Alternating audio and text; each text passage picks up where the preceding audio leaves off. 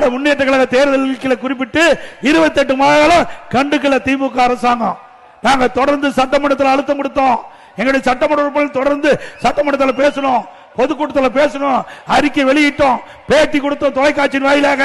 வேற வழி இல்லாம திராவிட முன்னேற்ற கழக தலைவர் இன்றைய முதலமைச்சர் ஸ்டாலின் அவர்கள் பெண்களுக்கு, நம்முடைய மகளிருக்கு, குடும்ப தலைவிக்கு 1000 ரூபாய் மாதந்தோறும் கொடுத்தாங்க.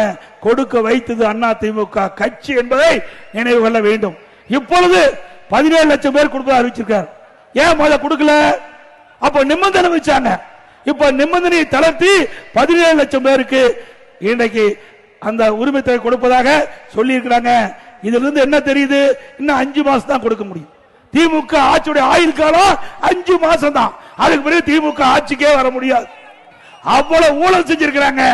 ஆக 55 மாத காலம் அந்த மக்களுக்கு கிடைக்கல. இப்ப நிபந்தனை தளர்த்தி கொடுக்கிறீங்களே 17 லட்சம் பேருக்கு, அப்பொழுது நிபந்தனையை தளர்த்தி கொடுக்கப்பட்டிருந்தால் அவருக்கு 32 மாதம், அவர்களுக்கும் மாதந்தோறும் 1000 ரூபாய் கிடைச்சிருக்கும். இந்த குடும்ப தலைவிகளுடைய கஷ்டத்தை பார்த்து கொடுக்கல. அடுத்த ஆண்டு நடைமுறை சட்டமன்ற பொது தேர்தலில் 17 லட்சம் பெண்களுடைய ஓட்டு தேவை. அதுக்காக இன்னைக்கு ஸ்டாலின் இந்த 17 லட்சம் குடும்ப தலைவிக்கு மாதந்தோறும் 1000 ரூபாய் அறிவித்திருக்கிறார்.